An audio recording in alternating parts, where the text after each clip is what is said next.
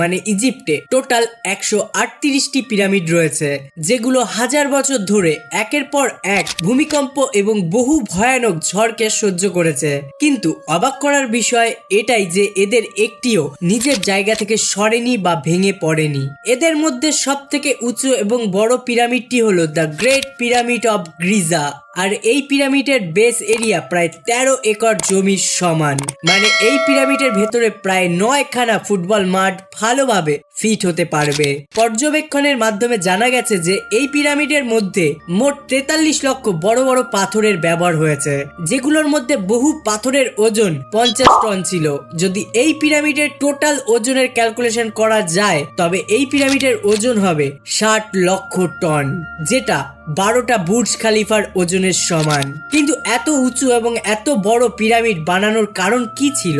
কয়েক হাজার বছর আগে যখন মানুষের কাছে কোনো সামগ্রী মজুতি ছিল না, তখন এই পিরামিডের দেওয়ালকে কিভাবে প্রতিটা ইঞ্চি ইঞ্চিতে লেবেল করা হয়েছিল, কিভাবে এত ওজনের পাথরগুলো স্কয়ার শেপে কাটা হয়েছিল এবং কোনো ক্রেনের সাহায্য না নিয়ে কিভাবে 480 ফিট উঁচুতে এই পাথরগুলো তোলা হলো। আর এই পিরামিডগুলো বানাতে এমন কোন ইঞ্জিনিয়ারিং সিস্টেমের ব্যবহার করা হয়েছে যেটা এই পিরামিডগুলোকে ভূমিকম্প রোধকের সঙ্গে সঙ্গে এদের কর্নার সাইডগুলোকে সম্পূর্ণ 51.5 ডিগ্রি অ্যাঙ্গেলে সেট করেছে। চ্যালেঞ্জ নাম্বার 1, কয়েক শতাব্দী ধরে রিসার্চারদের টিম এই পিরামিড কনস্ট্রাকশনের টেকনিক সম্বন্ধে জানার জন্য বারংবার চেষ্টা করে চলেছে। তারা বুঝতেই পারছিল না যে কিভাবে সেই সময় পিরামিডের প্রতিটা সাইড এক্স্যাক্টলি সম্পূর্ণভাবে নর্থ, সাউথ, ইস্ট এবং ওয়েস্টের দিকে মুখ করে তৈরি করা হয়েছে, তাও আবার কোনো রকম কম্পাসের সাহায্য না নিয়ে। কিছু এক্সপার্ট রিসার্চারদের মতে এই সময়ের আর্কিটেক্টরা সর্বপ্রথম এমন জমি খুঁজে বার করে যেটা কয়েক লক্ষ টন ওজন সহ্য করতে পারবে। তারপর পোলার স্টার মানে সেই তারাগুলো যেগুলোর সাহায্যে নর্থ পোল খুঁজে পাওয়া যায় এবং যেগুলোর সাহায্যে পিরামিডের প্রতিটা সাইডকে মার্ক করা হয়েছে, তাও আবার কম্পাস এবং কোন রকম ইনস্ট্রুমেন্ট ছাড়াই। শুধুমাত্র এই বেসিক টেকনিকের সাহায্যে হাজার বছর আগে এই পিরামিডের ডিরেকশন সেট করা হয়েছিল, তাও আবার 0% ভুল ছাড়া।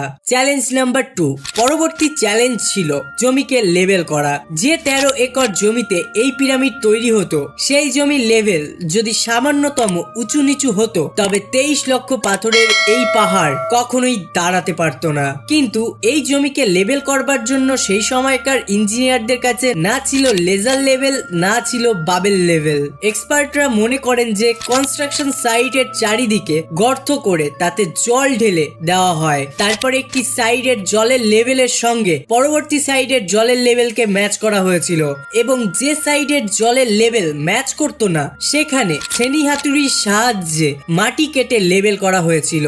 আবার কিছু এক্সপার্টরা মনে করেন যে হয়তো এনশিয়ান ইজিপশিয়ানরা এই সাধারণ টুইল স্টার ব্যবহার করেছিল, যেটার দুই সাইডে কাঠের টুকরো এবং মাঝখানে একটি দড়ির মাধ্যমে পাথর ঝোলানো থাকতো। যদি পাথর জমির সঙ্গে টাচ করে যায় আর দড়িটা একদম সেন্টার লাইনে এসে দাঁড়ায় তবে ধরে নেওয়া হতো সেই জমিটা পারফেক্টলি লেভেল রয়েছে। চ্যালেঞ্জ নাম্বার 3, এবার পিরামিডের কনস্ট্রাকশন সাইটে ডিরেকশনও সেট ছিল, মার্কিংও সেট ছিল আর জমির লেভেলও সেট ছিল। এবার বাকি কনস্ট্রাকশন শুরু করবার, যেটার জন্য দরকার ছিল কয়েক লক্ষ টন ওজনের বড় বড় পাথরের। কিন্তু এই পাথর কাটার জন্য তাদের কাছে না ছিল কোনো রকম গ্রাইন্ডার আর না ছিল জ্যাক হ্যামার। কিন্তু তবুও সেই সময়কার লোকেরা 50 টন ওজনের পাথর কেটেও ছিল এবং সেগুলোকে স্কয়ার এবং রেক্টেঙ্গুলার শেপও দিয়েছিল। কিন্তু সেগুলো কিসের সাহায্যে করেছিল? হ্যাঁ, এই ছেনি একমাত্র টুলস ছিল যেটার সাহায্যে তারা পাথর কেটেছিল।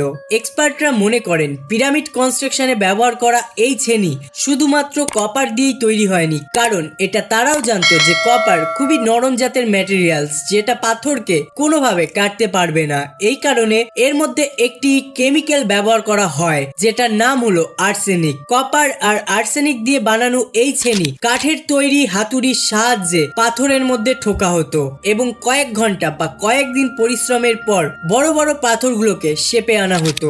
Challenge number 4। এবার প্রশ্ন হচ্ছে যে এই বিশেষ ধরনের পাথর যেটাকে এখন লাইমস্টোন বলা হয়, যেগুলো কাটা হচ্ছিল পিরামিড কনস্ট্রাকশন সাইট গির্জা থেকে 150 কিলোমিটার দূরে তোরাতে, তবে সেই পাথরগুলোকে কি করে নিয়ে আসা হয়েছিল? প্রতিটি পাথর 50 টন মানে 50,000 কেজি ওজনের সমান, যেটা প্রায় 3টি প্যাসেঞ্জার বাসের ওজনের সমতুল্য। আর এমনই 23 লক্ষ পাথর দিয়ে একটি পিরামিড তৈরি হতো। এত ওজনের পাথর ট্রান্সপোর্ট করবার জন্য সেই সময় না ছিল কোনো রকম পশু, আবার না ছিল কোনো রকম ট্রাক। যদি বর্তমান কালেও এই কাজ করতে হয় তাহলে ট্রান্সপোর্ট কোম্পানির কাছে খুবই কঠিন পরিস্থিতি চলে আসবে। কথাটা অবাক করার মতন হলেও এই কাজ সেই সময়কার ওয়ার্কার্সরা নিজেদের হাতের সাহায্যে এবং নৌকার সাহায্যে করেছিল। টোরা এবং গির্জার মধ্যে থাকা নদীর সাহায্য নিয়ে বড় বড় নৌকার মাধ্যমে পাথরগুলোকে ট্রান্সপোর্ট করা হয়েছিল, যেটা মোটেও সহজ কাজ ছিল না। সেই সময় নৌকাগুলোতে বড় বড় পাথর লোডিং করা এবং আনলোডিং করতে কম করেও 500 জন মজদুরের আর্মির একেবারে সাহায্য প্রয়োজন ছিল। Challenge number 5। যে এক্সপার্টের টিম পিরামিড কনস্ট্রাকশন নিয়ে রিসার্চ করছিল তাদের বহু প্রশ্নের উত্তর তারা রিসার্চের মাধ্যমে পেয়ে গিয়েছিল, কিন্তু একটা প্রশ্ন তাদের মাথায় বারংবার আসছিল, সেটা হলো এই লাইমস্টোন কাটা তো হলো, ট্রান্সপোর্ট করাও হলো, একের ওপরে এক সাজিয়ে কনস্ট্রাকশনও শুরু হলো, কিন্তু এত ওজনের পাথর অত উপরে তোলা কিভাবে হলো? কিছু এক্সপার্টরা মনে করেন যে পিরামিডের কনস্ট্রাকশনের আগেই হয়তো এর প্ল্যান করা হয়ে গিয়েছিল। হয়তো পাথরগুলোকে স্পাইরাল ট্র্যাকের মাধ্যমে ওপরে তোলা হয়েছিল, নয়তো জিগজ্যাগ ট্র্যাকের মাধ্যমে। কিন্তু এটা তো নিশ্চিতভাবে বলা যেতে পারে যে এত ওজনের পাথরগুলোকে মজদুরদের নিজের শরীরের শক্তি দিয়ে উপরে টেনে নিয়ে যেতে হয়েছিল। আপনারা যদি আমাদের এই চ্যানেলে নতুন হয়ে থাকেন তাহলে অবশ্যই আমাদের চ্যানেলটি সাবস্ক্রাইব করবেন